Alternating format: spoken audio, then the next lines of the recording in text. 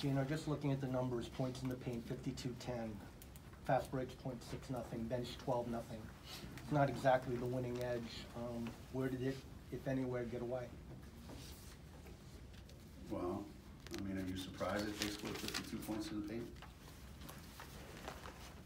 I would think they would suck if they didn't score 52 points in the paint. They got every one of our guys by 6 inches. So we knew that was going to happen. We were okay with that. What we weren't okay with was how hard it was for us to get the shots that we wanted. And then when we did get the shots that we wanted, we didn't make any of them. And we knew that we were going to be trading 3s for 2s. That was the plan going in, and it didn't work. So we're not going to win the game inside the lane against these guys. Never have, and since Tina Charles. So if you can't match them in there, you're not going to be able to beat them in there. You got to figure out a different way to beat them. And we thought we could, and we didn't. And our bench is not going to help us points-wise. You know? And I don't think our transition game was any good. I thought we were too content to just come down and try to run our offense, and then, you know. The other thing is they're not going to turn it over much because their offense is pretty basic, you know, throw it into the big guys. You're not going to turn it over much. So you're not going to force a lot of turnovers and get out in transition much. You're going to have to go and miss shots. And it's not like they're taking a lot of long threes and here's a long rebounds and it's easy, quick transition. It's rebound the ball in the lane, and it's a slog. It's not easy playing against them. It never has been. Shooting, you know, when you make a lot of shots, it covers up a lot of things. And when you don't make shots, it exposes a lot of things. Geno, every kid on your roster has played every game of their career with some kind of streak or pursuit of perfection on the line every night.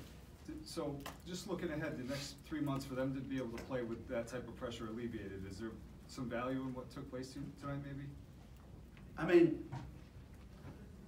I think somebody said that, you know, I don't know, when's the last time we lost? The Stanford game? When's the last time we lost in the regular season? Stanford 2014. Stanford 2014. Think about that. So, is there value? Yeah, I mean, there's always value in every game. When you look at it and you go, well, what can we take out of this game? And what is disappointing for me, not that we lost. I mean, how long did you think you were going to win every game in the regular season? You know, for 10 years? So I'm not surprised that, you know, we lost. But it was disappointing that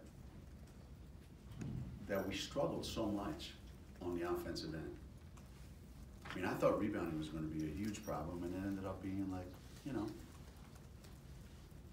pretty even. You know, we got 15 offensive rebounds. I mean, the rebounding end of it turned out better than I thought. But I don't remember us struggling so much on the offensive end to get things going. So can we take something out of that? Yeah, I think so. I think if you look back at the film, I think you could see it almost the first 5 minutes of the game. You know, there was a lot of standing around. And almost like, you know, that thing that hits you when you want someone else to win the game. So you stand and watch somebody else try to win the game. And I think we got caught doing that a lot. And you know, they do a pretty good job of bottling up the lane, so you're not going to get inside to get a lot of layups. So you got to make a lot of jump shots. It's hard to win games like that when you've got to make a lot of jump shots. And Coach, make a lot of them. I'm here not only as a media person, I'm a Baylor fan, alumni, and I want you to comment on something I think is kind of a real compliment to you and your team. A lot of times when you have a big rival, your fans kind of hate the rival. You know, they always say all kind of mean things and post bad things about them on the message boards and pretty much hate them. I can tell you that every Baylor fan I know has the greatest greatest respect for you and your team. And even though it's like you're the team we want to beat, Right. it's a friendly rivalry. It Yeah. just developed. I would like you to comment on that. Yeah, I think you know, we don't play them, you know, once or twice every single year like some of the other people that we play. So we play them just enough over the last 10 years, I guess. You know, we played them just enough times. You know, we've won some, we've lost some. But the fans down here, I think, are very, very, very appreciative and very knowledgeable about their own program and what success they've had, and I think they're very cognizant of what we've done and appreciative of what we've done, and and I think that speaks a lot about them, not so much about us, but it speaks a lot about them, their fans, that that they would react like that, you know, both when we walk in the gym and just the way they understand what we've done. You know, You saw the it's cheers you unusual. got when you came in. When Yeah, yeah. yeah. No, the very first time that it happened a few years ago, I was kind of surprised. You know, where we come from, I thought it was like mocking kind of cheer, like yeah, you know. And then I realized, hey, they really mean it. It felt pretty good, you know, and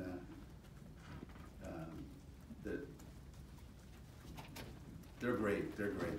They're great fans, and I really enjoy playing here. Coach, you mentioned that Baylor scoring points in the paint was a given, was going to happen. Right. When Kalani Brown is hitting 20-footers, does Right. that make it that much more difficult? Right. Yeah. Right. They made shots today that I haven't seen them make so far this year, and you know, one of the things we talked to our team about is that we're not going to be able to take everything that they do away. It's not like we're going to take everything and say, well, you got to be able to let them have something. Mm-hmm. So we were willing to give up, you know, some shots in order to not give up other ones. But yeah, she made a bunch, and that's a part of her game that I think has really improved. And she was really confident shooting them. And again, I mean, how many did they get? You know, 68. What are they? They're used to getting 85, 86. So they got 68. If we can't get to 70, we don't deserve to win. That's the way I look at it. You mentioned transition offense being an issue. That's obviously something in the game against Notre Dame. Kristen just was so good at that. Was this sort of maybe a growing pains game a little bit for her? Yeah, yeah. You know, things don't generally go on a straight line up, you know, and I think she really struggled today. She had a couple moments where she looked like her, you know, young self. But there was a different look in her eyes today. You could see it. This was a different environment than the Notre Dame game. You know, there was a lot more. It was a lot more difficult today for her to get anything done.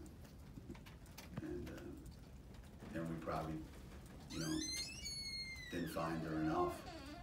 But you know, usually when players want shots, they know how to get them, whether you're doing anything to get them or not. And sometimes when they don't want shots, they do a lot to make sure they don't get any.